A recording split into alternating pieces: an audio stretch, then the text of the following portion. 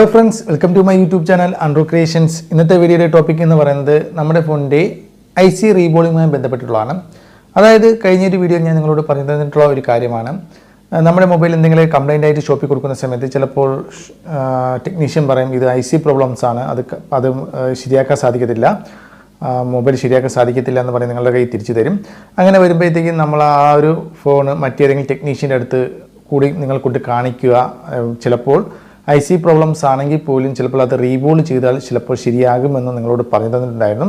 നമ്മുടെ IC problems എന്ന് പറഞ്ഞ് റിട്ടേൺ വരുന്ന പല ഫോണുകളിലും റീബോൾ ചെയ്തുകൊണ്ട് ഏകദേശം 80% ICകളും റീബോൾ ചെയ്തുകൊണ്ട് റെഡിയാക്കി എടുക്കാൻ സാധിക്കുമെന്ന്. അപ്പോൾ ആ ഒരു വീഡിയോ കണ്ടിട്ട് പലരും ചോദിച്ചിട്ടുണ്ട്, എന്താണ് ഈ റീബോളിംഗ് എന്നുള്ളത്, റീബോളിംഗ് ചെയ്യേണ്ടത് എപ്പോഴൊക്കെയാണ്, അതിനെക്കുറിച്ച് ചിലർ ചോദിച്ചിട്ടുണ്ട്. അപ്പോൾ അതുകൊണ്ട് തന്നെ ആ ഒരു ടോപ്പിക് ഞാൻ നിങ്ങൾക്ക് വേണ്ടി കൊണ്ടുവന്നിരിക്കുകയാണ്. അപ്പോൾ വീഡിയോ മുഴുവനായിട്ടും കാണുക. അതുപോലെ തന്നെ ഇതുപോലുള്ള മൊബൈൽ സംബന്ധമായിട്ടുള്ള ടെക്നോളജി വീഡിയോസുകൾ കാണാൻ താല്പര്യമുണ്ടെങ്കിൽ ഞങ്ങളുടെ ഈ ഒരു യൂട്യൂബ് ചാനൽ ഇപ്പോൾ തന്നെ സബ്സ്ക്രൈബ് ചെയ്യുക. അപ്പോൾ റീബോളിംഗ് എന്ന് പറയുമ്പോൾ IC റീബോളിംഗ് എന്ന് പറയുമ്പോഴത്തേക്കും സാധാരണഗതിയിൽ നമ്മുടെ ഫോണുകളിൽ രണ്ട് ടൈപ്പിലുള്ള ICകളാണ് വരാറുള്ളത്. ഒന്ന് ലെഗ് ICകളും രണ്ട് ബോൾ ICകളും. ഇപ്പോൾ വരുന്ന പല ഫോണുകൾ, ഇപ്പോൾ വരുന്ന ഏകദേശം മിക്ക ഫോണുകളിലും കൂടുതലും വരുന്നത് ബോൾ ICകളാണ് വരുന്നത്. ബോൾ IC എന്ന് പറയുന്നത് ലെഗ് IC എന്ന് പറയുമ്പോഴത്തേക്കും IC വന്നതിന് ശേഷം അതിൻ്റെ സൈഡിലായിരിക്കും അതിൻ്റെ ലെഗുകൾ വരുന്നത്. നമ്മുടെ മദർ ബോർഡുമായിട്ട് കണക്ട് ചെയ്തിരിക്കുന്നത് അല്ലെങ്കിൽ ബോർഡിൻ്റെ സർക്യൂട്ടുമായി കണക്ട് ചെയ്തിരിക്കുന്നത് ലെഗ് വഴിയായിരിക്കും. എന്നാൽ ബോൾ IC എന്ന് പറയുന്നത് ലെഗ് അല്ല അതിൽ വരുന്നത്. ഓരോ കുത്തായിട്ടുള്ള ഓരോ ബോളുകൾ ICയുടെ അടിഭാഗത്തായിരിക്കും കാണുക. അതായത് ഇതേപോലെ കാണാൻ സാധിക്കും. നിങ്ങൾക്ക് ഇവിടെ കാണാൻ സാധിക്കും ഞാൻ പൊളിക്കുന്നതും അതുപോലെ തന്നെ അത് റീബോൾ ചെയ്യുന്നതുമായിട്ടുള്ള കാര്യങ്ങളെല്ലാം നിങ്ങൾക്ക് ഇവിടെ കണ്ടുകൊണ്ടിരിക്കുന്നതായിരിക്കും. അതിൽ നിങ്ങൾ കണ്ടു കാണും ICയിൽ വരുന്നത് ബോൾ എന്ന് പറയുന്നത് ഇതേപോലെ ICയുടെ അടിഭാഗത്ത് ഓരോ ബോൾ ഒരു അടുപ്പിച്ചുള്ള കുറേ ബോൾസുകളായിരിക്കും നിങ്ങൾ കാണുന്നത്. ഈ ഒരു ബോൾസിൽ വരുന്ന ഡാമേജസ്, കംപ്ലൈൻറ്റുകളാണ് ചിലപ്പോൾ IC തന്നെ വർക്ക് അല്ലാതെ വരികയും IC കംപ്ലൈൻ്റ് ആവുകയും ചെയ്യും. ലെഗ് ICകളൊക്കെ വളരെ പെട്ടെന്നൊന്നും കംപ്ലൈൻ്റ് ആകത്തില്ല, എന്നാൽ ബോൾ IC വളരെ പെട്ടെന്ന് കംപ്ലൈൻ്റ് ആവും. കാരണമെന്ന് പറയുന്നത് ബോൾ IC എന്ന് പറയുന്നത് ഞാൻ നേരത്തെ പറഞ്ഞതുപോലെ ലെഗുകളെല്ലാം ഇതിൻ്റെ ബോളുകളെല്ലാം തന്നെ വളരെ അടുപ്പിച്ചടുപ്പിച്ചാണ് കാണുന്നത്. അതുകൊണ്ട് തന്നെ ഫോൺ ഏതെങ്കിലും രീതിയിൽ ഓവറായിട്ട് ഹീറ്റ് ആവുന്ന സമയത്ത് നമ്മൾ ചിലപ്പോൾ ഫോൺ വളരെ ഹീറ്റായപ്പോലും ചിലപ്പോൾ നമ്മളത് വീണ്ടും മൊബൈൽ ഉപയോഗിച്ചുകൊണ്ടിരിക്കുന്ന സമയത്തും IC ആണ് ഏറ്റവും കൂടുതലൊക്കെ നല്ല രീതിയിലൊക്കെ ഹീറ്റ് ആവുന്നത്. ഓക്കെ, മെയിനായിട്ട് CPUൻ്റെ ICകളൊക്കെ വളരെ ഹീറ്റാവും. അങ്ങനെ വരുമ്പോഴത്തേക്കും ഈ ഒരു ലെഗുകൾ തമ്മിൽ ഇതായിട്ട് അങ്ങോട്ടും ഇങ്ങോട്ടും കൂടെ ഒട്ടിപ്പിടിക്കും. ഓക്കെ, ജോയിൻ്റ് ആകുമ്പോഴത്തേക്കും സംഭവിക്കും IC ഷോർട്ടായിട്ട് അത് IC വർക്കാവാതെ വരും. IC ഷോർട്ട് ആകുമ്പോഴത്തേക്കും IC വർക്കാവാതെ വരും, ഫോൺ ഡെഡ് ആവാനുള്ള ചാൻസ് ഉണ്ട്. അതുപോലെ തന്നെ ഒരുപാട് ചിലപ്പോൾ ഒരു ഫോൺ ഒന്ന് 2 വർഷമൊക്കെ കഴിയുമ്പോഴത്തേക്കും ഓട്ടോമാറ്റിക്കായിട്ട് ഫോണിൻ്റെ ഈ ബോളുകളുടെ ലെഡ് ഡ്രൈ ആയിപ്പോവും.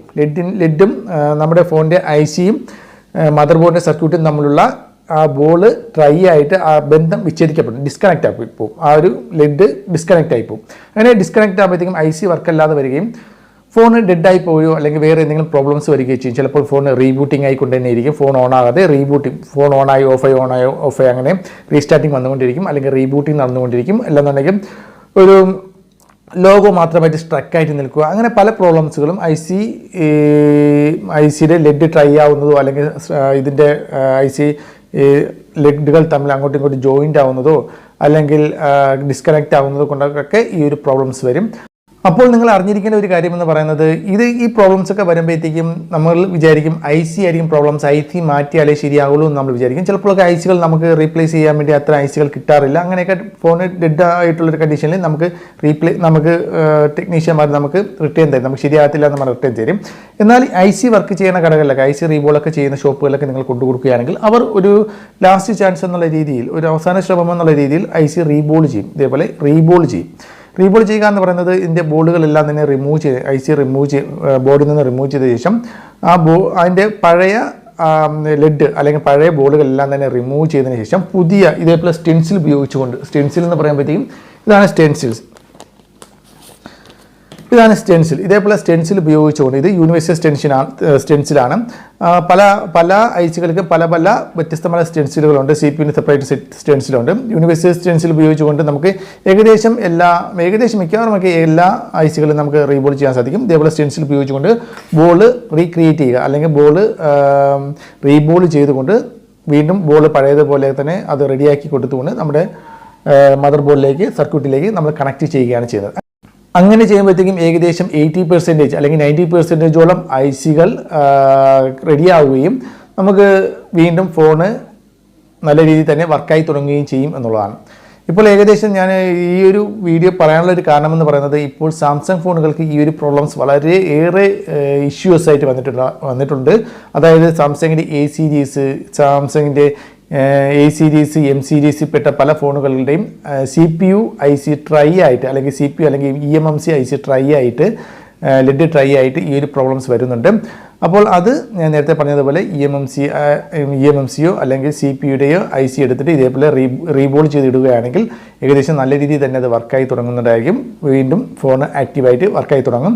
അപ്പോൾ അതിന് IC മാറേണ്ട ആവശ്യമില്ല, നമുക്ക് റീബോൾ ചെയ്തെടുത്താൽ മതി.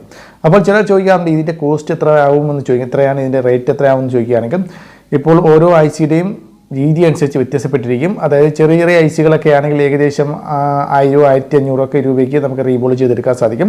എന്നാൽ വലിയ വലിയ ഐസികളുണ്ട്, CPU-ൻ്റെയും മറ്റൊക്കെ ഡബിൾ ഡക്കർ ഐസികളുണ്ട്. ഇപ്പോൾ ഇറങ്ങുന്ന ചിലതിലൊക്കെ ഡബിൾ ഡക്കർ ഐസികൾ വരുന്നുണ്ട്. ഡബിൾ ഡക്കർ ഐസിയൊക്കെ റീബോൾ ചെയ്തെടുക്കുക കുറച്ച് ബുദ്ധിമുട്ടാണ്. അതുകൊണ്ട് തന്നെ അത് റീബോൾ ചെയ്തെടുക്കാൻ സാധിക്കത്തില്ല എന്നല്ല, കുറച്ച് നല്ല പരിജ്ഞാനമുള്ളവർക്ക് മാത്രമേ അത്തരം ഡബിൾ ഡക്കർ ഐസികളൊക്കെ റീബോൾ ചെയ്തെടുക്കാൻ സാധിക്കുകയുള്ളൂ. അപ്പോൾ അതൊക്കെ നമുക്ക് അത്തരം ഐസികളൊക്കെ ചെയ്യണമെന്നുണ്ടെങ്കിൽ ഏകദേശം 3500, 4000 രൂപ വരെയൊക്കെ വാങ്ങുന്നവരുണ്ട്. IC റീബോളിങ്ങിനെ കുറിച്ച് ഒരു വീഡിയോ തയ്യാറാക്കി തരാമോ എന്ന് ചോദിച്ചിട്ടുണ്ടായിരുന്നു പലരും. അതുകൊണ്ട് എന്താണ് റീബോളിംഗ് എന്നൊക്കെ ചോദിച്ചിട്ടുണ്ട്. അതുകൊണ്ടാണ് ഈ ഒരു വീഡിയോ തയ്യാറാക്കിയിട്ടത്. അപ്പോൾ വീഡിയോ ഇഷ്ടപ്പെട്ടാൽ ലൈക്ക് ചെയ്യുക. അടുത്തൊരു നല്ലൊരു വീഡിയോ വീണ്ടും കാണാം. ബൈ.